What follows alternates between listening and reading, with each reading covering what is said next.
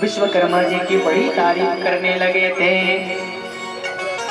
उसी समय कुंडिनपुर के राजा भीष्मक, जिनके पुत्र और पुत्री रुक्मिणी, भाई रुक्माग्रज, रुक्मकेश, रुक्मबाहु, रुक्मी, अब कौन रही तक खुरमी कह देती। बोलिए वृंदावन बिहारी लाल की जय हो।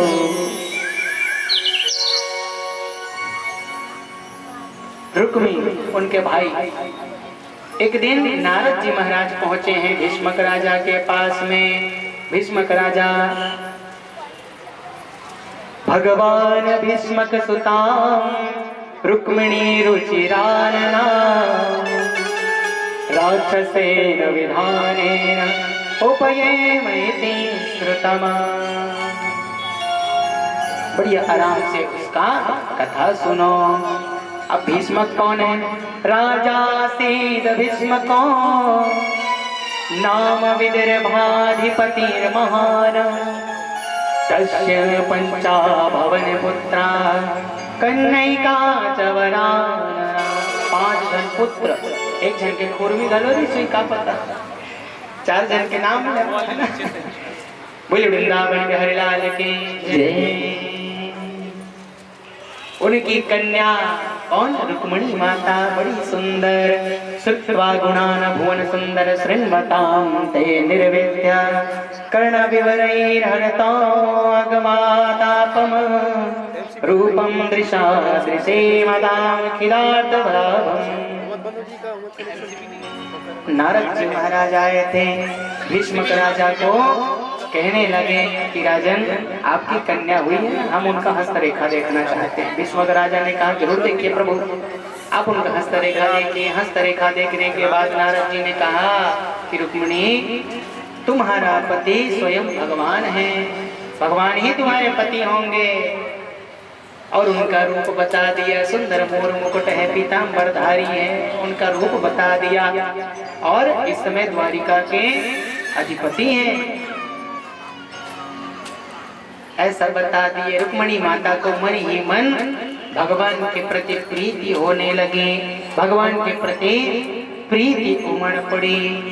उसी समय भीष्मक राजा ने भी, जब रुक्मिणी बड़ी हुई ना, तो भीष्मक राजा ने सोचा कि भगवान कन्हैया जी के पास इनके विवाह का टीका भिजवाया जाए।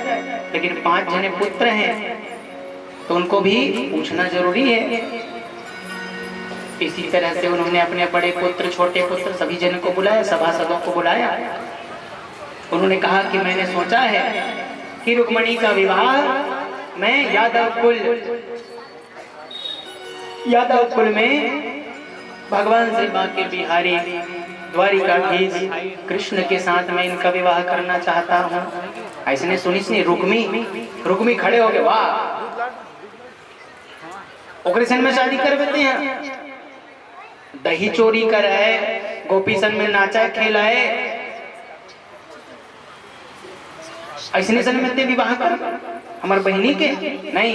हम एक बड़े सुंदर राजा, चंदेरी राज्य के राजा शिशुपाल हम चुने हैं, ओकरे सन में हम अपन बहनी की शादी करबो। तो दिमाग सठिया गए, ये भी ज्यादा मत सोचे कर। ऐसे कह दी भीष्मक राजा अपन पिताजी ने। भीष्मक राजा बेचारा चुप, कबर और बड़े पुत्र कहा थे, कुछ नहीं बोली, चुप खड़े हो। ठीक है तुम जैसे। रुक्मी ने विवाह का टीका भिजवा दिया किसके पास? शिशुपाल के पास। शिशुपाल ने उस टीके को स्वीकार कर लिया। ठीक है हम बारात लेकर आएंगे। स्वीकार कर लिया टीका, विवाह का टीका, बारात लेकर आएंगे। इधर भीष्मक राजा सोच रहे थे मन ही मन में, हे भगवान मुझे तो आप ही पसंद थे, लेकिन क्या करूं, भगवान की सबकी सुनते हैं।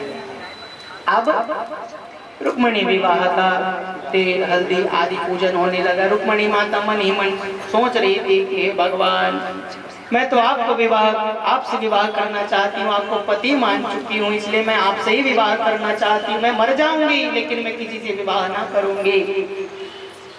अपने ब्राह्मण को बुलाए, ब्राह्मण के हाथ में उन्होंने पत्र लिख दिया पत्र लिखकर ब्राह्मण के हाथों में भेज दिया कि आप भुवन सुंदर भगवान श्री श्याम सुंदर को आप ये पत्र दे देना।